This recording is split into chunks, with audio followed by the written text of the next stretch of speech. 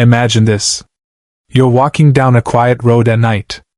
The street is empty, the world feels still, until you notice him. A tall figure standing perfectly still by the side of the road. His posture is too straight, his clothes shimmer oddly under the streetlight, and his face, oh, his face. He's grinning.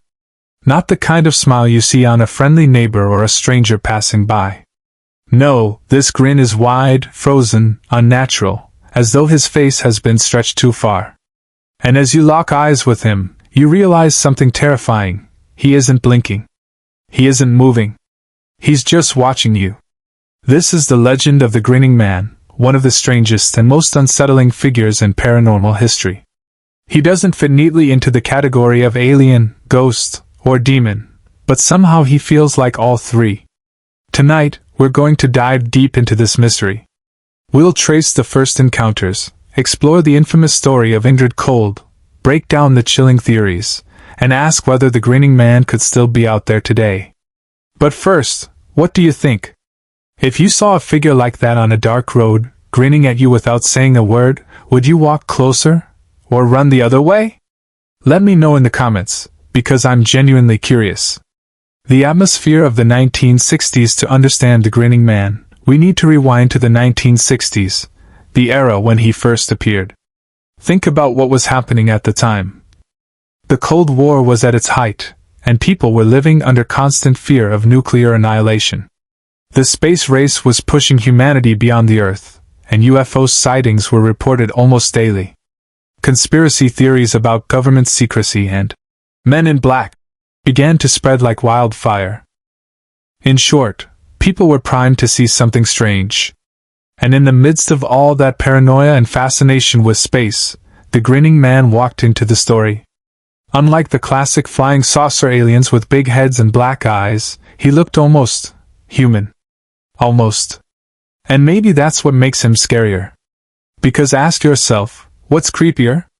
Seeing a clear alien creature you can categorize as other, or seeing something that almost passes for human, but just doesn't feel right? The first reported ENCOUNTR, the earliest documented Grinning Man sighting, took place in Elizabeth, New Jersey, in 1966. Two boys, James Yankitis and Martin Munev, were walking home one evening. As they passed a fence, they noticed a strange man standing there, just watching them. He was tall, broad, and strangely dressed. But what stood out most was his face, an impossibly wide grin, stretching ear to ear. The boys said the smile didn't move, didn't twitch, it was just fixed there, like a mask. They were terrified and ran home immediately. Later, when questioned, they stuck to their story. And what's especially eerie? This encounter happened just as the famous Mothman sightings were happening only a few hundred miles away in Point Pleasant, West Virginia. Coincidence? Or were these strange entities somehow connected? Here's where it gets wild. UFO researchers at the time suggested that the Grinning Man was not a local legend or hallucination, but part of a much larger wave of paranormal activity sweeping the region. In other words, the boys might have been just one of many who encountered him, only they were brave enough to report it. Now imagine being in their shoes. You're just a kid, walking home, and suddenly you see something that looks human but radiates wrongness.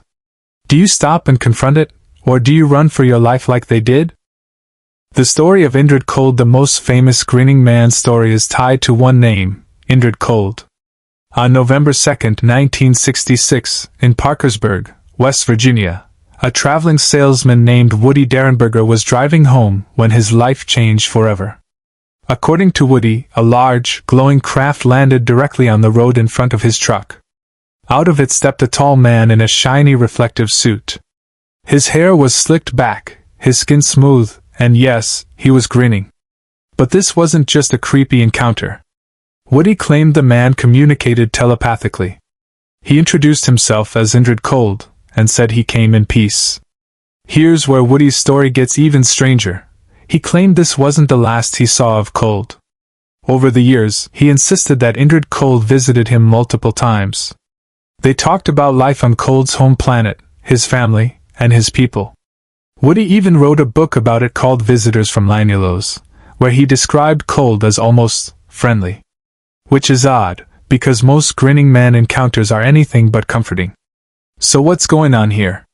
Was Indrid Cold truly an alien diplomat making contact? Or was Woody, lonely and imaginative, creating a story he desperately wanted to believe? Here's another angle. What if Woody wasn't lying, but Cold wasn't what he claimed to be? What if that fixed grin was a mask to hide something more sinister beneath? Other strange reports Indrid Cold wasn't alone. In fact, throughout the late 60s, other witnesses reported seeing grinning figures near UFO sightings. In Point Pleasant, some witnesses said they saw smiling men in cars watching their homes after reporting UFOs. Others claimed mysterious strangers knocked on their doors, asking odd questions, always smiling just a little too widely. It seems the Grinning Man wasn't one figure, but possibly a type of entity. And here's a chilling thought: if that's true, how many others could be out there, blending into society, grinning at us without ever being recognized? So, who or what is the Grinning Man?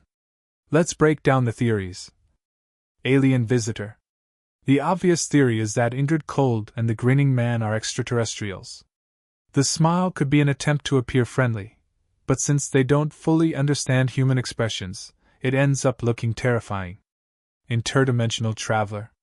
Some believe these beings aren't from another planet, but from another dimension.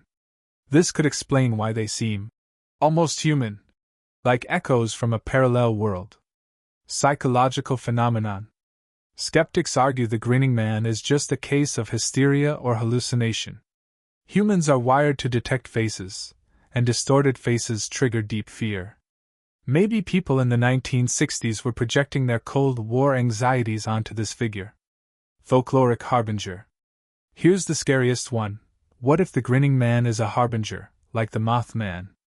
A sign that something catastrophic is about to happen. Could his appearances be warnings we failed to understand? So, audience question, if you had to pick one theory, which do you believe, alien, interdimensional, psychological, or supernatural omen? Comment below, I'll be reading them.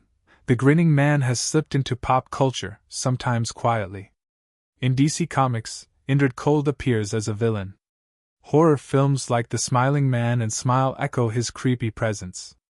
And on the internet, he's become part of creepypasta and Reddit horror lore, blending fact and fiction. But the real power of the Grinning Man isn't in media. It's in how he embodies one of humanity's deepest fears, the uncanny valley. Something that looks human, but isn't quite right.